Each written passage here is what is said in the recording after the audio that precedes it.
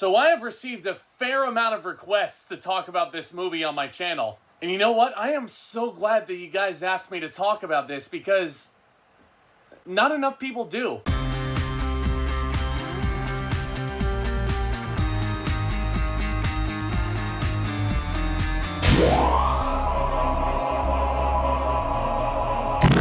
Hey there guys, how are you? And welcome back to the channel. Today we're going to be looking at Scavenger Hunt, a gigantic ensemble comedy. This was released in the year 1979, directed by Michael Schultz, and it stars a bevy of really hilarious people. Milton Parker, played by Vincent Price, is a millionaire gaming manufacturer who has an absolutely beautiful estate in San Diego, California. But when he tragically dies one night, his last will and testament essentially states that whoever comes out on top of a winner-take-all scavenger hunt receives his entire willed fortune. And this leads to 15 potential heirs in 5 separate teams going on a zany and quite ridiculous quest where they must outrace and outsmart one another to inherit the big bucks. Now before I get any further into this review, thank you all so much for stopping by. I hope you guys enjoy your stay. If any of you guys are new here, please consider hitting that subscribe button down below as hard as you possibly can. That way you don't miss any of my future content coming up. And if you enjoy this video, please be sure to leave a thumbs up on it by the end. So without any further ado, let's discuss one of my personal favorite hidden gem movies of all time,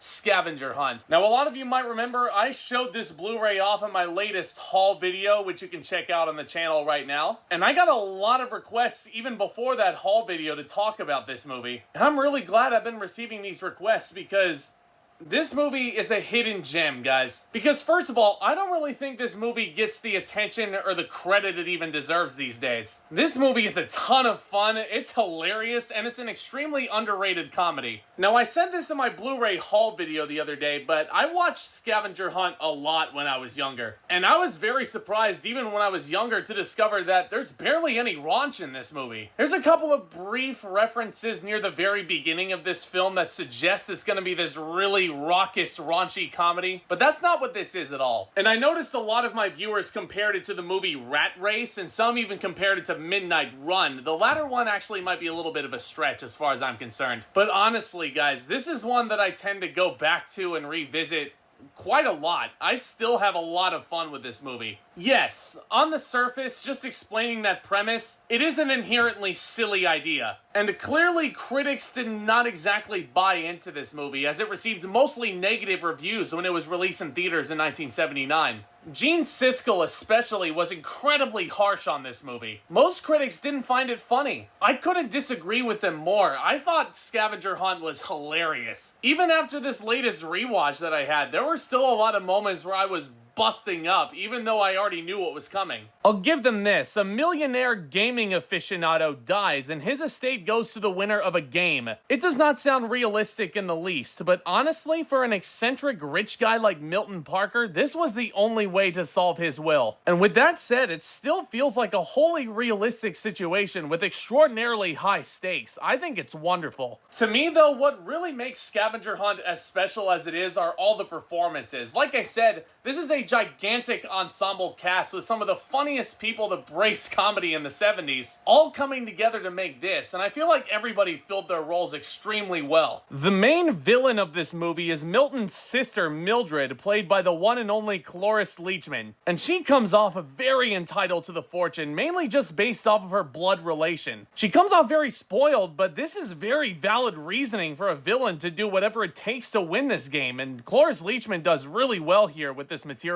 Richard Masur is in this movie as well. Fun fact, he served 2 terms as the president of SAG. He plays Mildred's son, Georgie, and man was he good in this movie. So funny. Just to briefly sum up Georgie as a character, think what would happen if Veruca Salt grew up and somehow had a secret love child with Brennan from Step Brothers.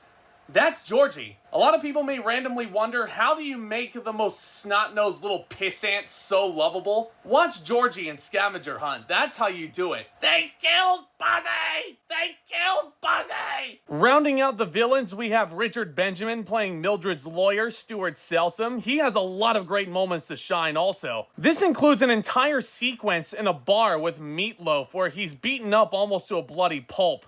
Super fun. Milton's nephews, Jeff and Kenny, are essentially the main heroes of the movie, played by Dirk Benedict and Willie Ames. Both are very good in the movie too. They're definitely more the straight, cool, calm guys of this ensemble, but even they have a lot of really great comedic moments too, especially in a Jack in the Box drive-thru. I'll just leave it there for those of you that haven't seen it. Tony Randall plays Milton's son-in-law, Motley, and he has a lot of really great moments with his character's 4 children. Also, all really solid in this movie. Great child performances. Now, this may be a bit of a nitpick, but personally, I wanted to see these kids do a little bit more than what they were given, because I was getting a ton of Bad News Bears vibes from these kids, and Selsum even makes a reference when they're at the will reading, and he says that they're essentially the Bad News Bears on parole. And I thought these kids all did great. I just wish they got a little bit more. Fun fact also, for those of you who didn't know, when Motley's character goes to a gym to retrieve a medicine ball, he runs into a very young Arnold Schwarzenegger in one of his first film roles as a fitness instructor. Now, Arnold's appearance in this movie is extremely brief, but all I'll say is, so great. I mean, the list of great performances in this movie goes on and on. Scatman Crothers also excellent here, super funny. And I also had no clue or even remembered that Scatman Crothers actually sings this movie's theme song, which plays during the end credits. That man's a really good singer. Really talented individual he was. May he rest in peace. He really shows off the full range of his talents here in Scavenger Hunt. And like I said, I also gotta respectfully disagree with a lot of the criticisms this movie got in regards to the comedy. I found a lot of this movie super hilarious, and that's especially in regards to the team of 4 servants. This was probably my favorite team in the entire movie. It's a team made up of Cleavon Little, who most of you might remember from the movie Blazing Saddles, James Coco, Roddy McDowall from Planet of the Apes, and Stephanie Faracy. I hope I got her last name right. Man, were they awesome. Such great chemistry, so funny together. And a lot of their scenes are just so quotable, too. It was invented by a man named Crapper. John Crapper, to be exact. John Crapper.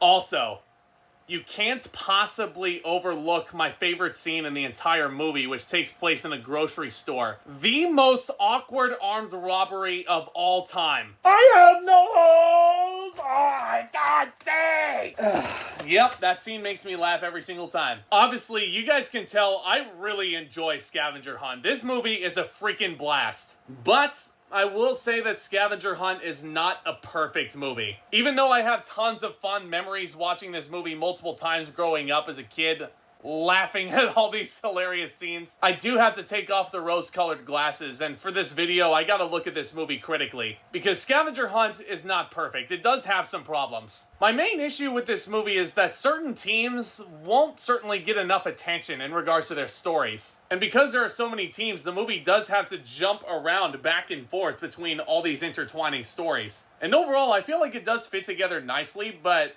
I wanted certain teams to get more attention than they did. And also, this film, the comedy hits a lot of the time, but there are certain instances where slapstick will start to become involved. And at that point, the comedy just loses me. And most of the slapstick involves the Marvin Dummett's character, which, by the way, the clue in this character's intelligence is in his last name. There was a lot of slapstick with his character that, in hindsight, just doesn't make any sense. Especially more towards the first half of the movie, with a lot of the stuff that Marvin goes through. His character should have freaking died. Now, if this was a cartoon or maybe even just an animated film, I would not really have a problem with all this slapstick. Animation allows you more of a leeway to be as bonkers as you want. But this is live action, and the stakes are just so astronomically high. Yes, it is a silly premise, and maybe this was the whole idea with Marvin's character, to go bonkers, go over the top. But sometimes when he was on screen, it was just really tough for me to suspend my disbelief. Richard Mulligan is really great in the role, but I don't know, that material in hindsight it just wasn't really funny. And there's also certain instances and storylines where the movie will tell us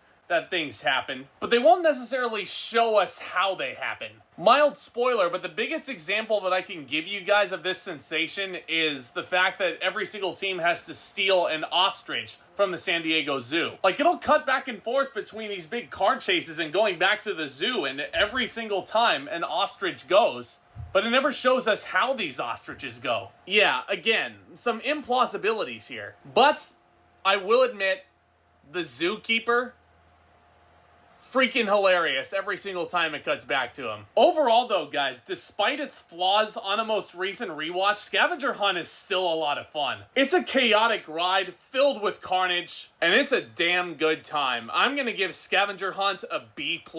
If any of my viewers or anybody watching right now have never seen this movie before, and I know a lot of people who haven't, I definitely think this movie is worth a shot. Now yes, the stuff that happens in this movie may not be plausible and it's batshit insane, but I think that's the entire idea of this movie, is just to give the audience a fun time. And all these performances are really, really great. This is a gigantic cast of really talented people, and they're throwing their freaking all into this. If you've never seen this movie, I definitely recommend seeking it out. But have you guys seen Scavenger Hunt? What do you guys think about it? What are your favorite moments in this movie? I'd like to know all of your thoughts down in the comments section below. As you guys know, I am always game to talk movies with you guys. I have a lot of fun just doing these reviews for you guys, but the interactions with you all is what makes it even more amazing and even more fun for me. So if you guys want to continue discussing movies with me, please, please, please consider hitting that subscribe button down below as hard as you possibly can, so you don't miss any of my future fun content coming to the channel. And if you enjoyed the video, please be sure to leave a big fat thumbs up on your way out. You guys are awesome. Seriously. Thank you all so much for clicking on the video and tuning in. Thank you all so much for your support of the channel so far. It means the world to me. Look forward to more fun content coming up very soon. And with all that being said, back talk, commence.